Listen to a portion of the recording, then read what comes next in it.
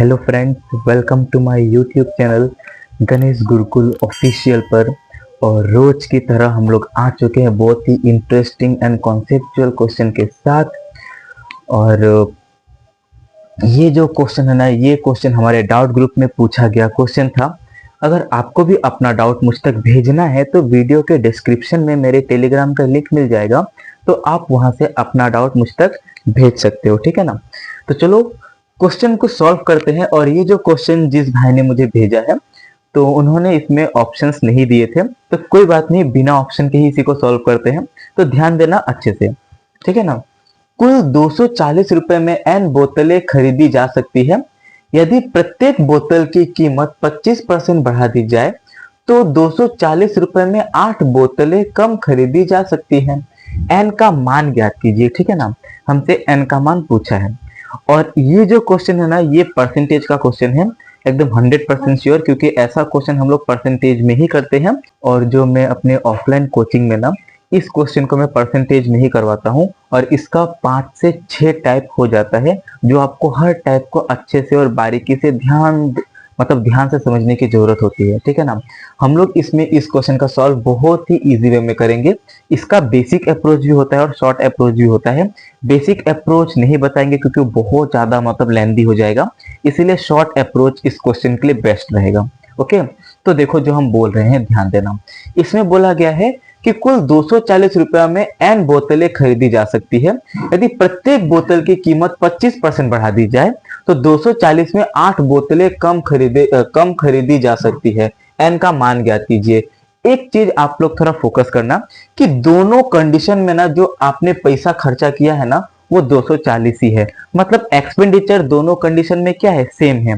तो देखो, जब हम लोग इसी क्वेश्चन को ना, ऐसे ही क्वेश्चन जब हम लोग परसेंटेज में करते हैं ना, तो उसका सिनारियो कुछ ऐसा होता है, ध्यान दे लेना।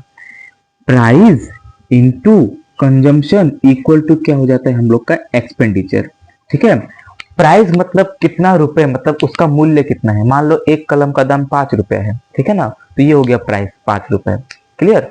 और जो कंजम्पशन हो जाता है, जितनी मात्रा में आप खरीद रहे हो, क्वांटिटी। ओके, मान लो आपने 10 बोतल खरीदा है, 5 कलम खरीदे हैं, 2 किलो खरीदा है, इतना लीटर खरीदा है, इतना बोतल खरीदा है, मतलब जितना मात्रा में आप खरीद रहे हो उसे क्या बोलते हैं, कंजम्पशन।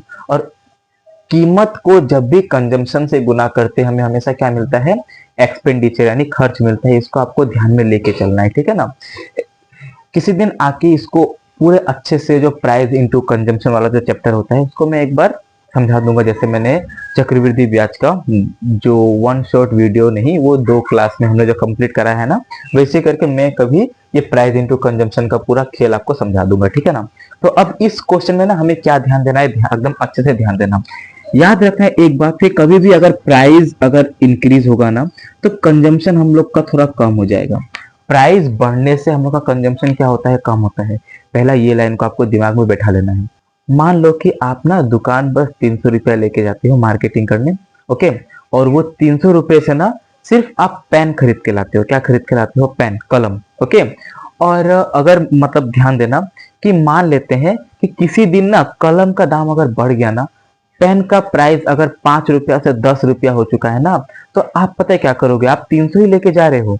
लेकिन अब आप जो कंजम्पशन जो है ना आपका, हो सकता है आप पहले बहुत कलम खरीदते थे, लेकिन अब वो आप थोड़ा कम खरीदोगे। क्यों? क्योंकि कलम का दाम बढ़ चुका है। तो याद रखना, जब भी प्राइस बढ़ेगा कंजम्पशन कम होगा। इसको कॉमन बात है, इसको आप ध्यान में रख लेना। और दूसरी बात हमेशा याद रखना, जब भी एक्सपेंडिचर समान हो, जब भी एक्सपेंडिचर समान हो यानी खर्च समान हो, तो प्राइस का उल्टा क्या हो जाता है, कंजम्पशन। और प्राइस का उल्टा कंजम्पशन क्यों होता है, कैसे होता है, वो सब हम एक कोई एक्स्ट्रा वीडियो में समझा देंगे। तो 2 चीज आपको ध्यान में रखना है कि जब भी एक्सपेंडिचर समान होता है तो प्राइस का उल्टा क्या होता है, कंजम्पशन। प्राइस का उल्टा क्या हो जाता है, कंजम्पशन। तो याद रखना, ठीक है। अब हम बताते हैं, ध्यान दो यहाँ पर, इस क्वेश्चन को हम लोग कैसे एकदम झटका में सॉल्व कर सकते थे। तो बस आपको ये वाला लाइन को पढ़ना है। यदि प्रत्येक बोतल की कीमत 25% बढ़ा दी जाए, कितना परसेंट बढ़ा दी जाए, 25%। तो 25% माने क्या होता है, 1/4। अगर किसी को नहीं पता कि 25% 1/4 होता है, तो कोई बात नहीं, इसको खोल लो, 25 लिख लो, परसेंट हटाओ, नीचे कितना आ जाएगा आपके लिए, 100। 25 एकम 25, 25 चौके 100, तो हमें क्या मिलेगा 1/4। क्लियर। अब एक लाइन को ध्यान देना अच्छे से कि पहले कितना था, तो आप बोलोगे पहले था 4। अब 4 में एक बढ़ के अभी कितना हो चुका है, तो आप बोलोगे अभी हो चुका है कितना 5। तो ये हो गया हम लोग का क्या प्राइस, ठीक है ना। कीमत में इतना वृद्धि हुआ है ना, तो पहले 4 रुपया था, बस ऐसे मानने के लिए कि पहले 4 रुपया करके था, अभी कितना रुपया करके हो चुका है, अभी 5 रुपया हो चुका है, यानी दाम बढ़ा है। तो गारंटी कंजम्पशन क्या हो जाएगा, कम हो जाएगा। और हमेशा एक चीज को याद रखना कि कभी भी देखो, पहले भी 240 लेके जाता था, अभी भी 240 लेके जा रहा है। अगर दोनों केस में एक्सपेंडिचर समान है ना, तो प्राइस का उल्टा ही क्या हो जाता है, कंजम्पशन। प्राइस का उल्टा क्या हो जाता है, कंजम्पशन। तो देखो प्राइस 4 से 5 हो चुका है ना, तो इसी को क्या करो, उल्टा करके यहाँ पे बैठा दो। तो प्राइस का उल्टा, और हमें क्या मिल जाएगा, कंजम्पशन हमको मिल जाएगा। 4-5 था, हमने इसको 5-4 कर दिया है। क्लियर। यानी पहले मान लो इसे कि पहले 5 किलो आटा खरीदता था, अभी 4 किलो आटा खरीद रहा है, यानी उसका कंजम्पशन थोड़ा कम हो चुका है। बस ऐसे सिंपल मानने के लिए हम लोग आराम से यहाँ तक सॉल्व कर सकते हैं ना, तो आप बोलोगे बिल्कुल कर सकते हैं। क्लियर। अब देखो दूसरी बात, तो अभी क्या हो रहा है, 240 रुपए में 8 बोतलें कम खरीदी जा सकती है। कितना बोतल कम मिल रहा है, तो आप बोलोगे 8 बोतल। जरा ध्यान देना, तो कितना कम मिल रहा है, यहाँ पर देख लो एक बार, कितना कम मिल रहा है। आप लोग बोलोगे आप यहाँ पर क्यों नहीं देखें, क्योंकि प्राइस है, ये बोतल, लीटर, 5 किलो, 6 किलो, 9 किलो, ये सब कुछ जो है ना, वो सब किस में आते हैं, कंजम्पशन में। तो हम लोग किसको चेक करेंगे, कंजम्पशन में। तो कंजम्पशन ये ही तो है, कंजम्पशन हम लोग का 5 और 4। तो क्या बोला है, देखो कितना कम हुआ है। अगर यहाँ पर फोकस करो, आप बोलोगे कि यहाँ पर 1 यूनिट कम हुआ है। कितना कम हुआ है, 1 यूनिट। और 1 यूनिट का मान हमने कितना देके रखा है, 8 बोतल कम खरीदी जा सकती है। यानी 1 यूनिट का मान कितना है, तो आप बोलोगे 8 बोतल है। बताओ यहां तक कोई दिक्कत हुआ, तो आप बोलोगे बिल्कुल नहीं, ठीक है ना, क्योंकि यहां तक आप लोग आराम से निकाल सकते हो। अब हमसे वो जो भी पूछे, कुछ भी पूछे, हम लोग आराम से आंसर दे सकते हैं। कैसे, अगर वो हमसे पूछ लिया ना कि पहले कितना खरीदता था, देखो हम बताते हैं। अब धीरे धीरे ध्यान देना, पहले वो कितना खरीदता था, 5 यूनिट। कितना खरीदता था, आप लोग बोलोगे 5 यूनिट। अभी कितना खरीद रहा है, 4 यूनिट।